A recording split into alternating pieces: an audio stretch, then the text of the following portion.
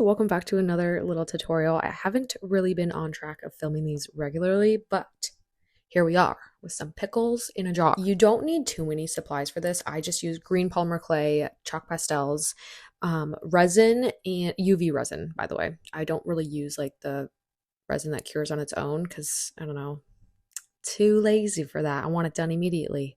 You know what I mean? And then I used a little pickle jar mold that I got on Etsy. If I remember, I will tag it in the description below because it's like the perfect little jar mold. So you're going to just sculpt all your little pickles, which is, you can kind of see what I'm doing here.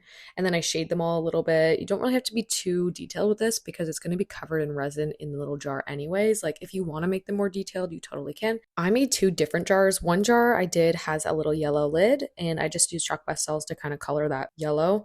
And then the other jar I used like mesh or like this fabric I got at Fabricland.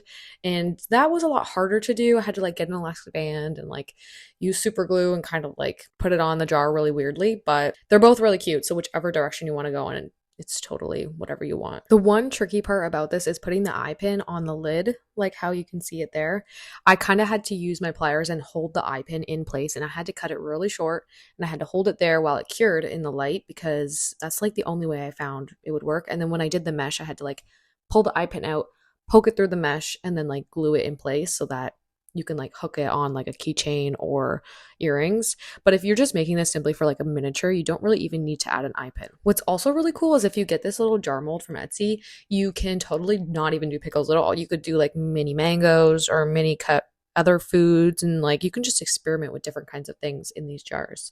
But yeah, these are my little earrings and my little keychain. If you want to try it, definitely tag me if you do, because I really want to see your guys' little pickle creations or miniature jar creations. If you want to see me make something specific, please leave it in the comments and maybe I will make a video about it. Okay, bye, love you, subscribe, and like this video.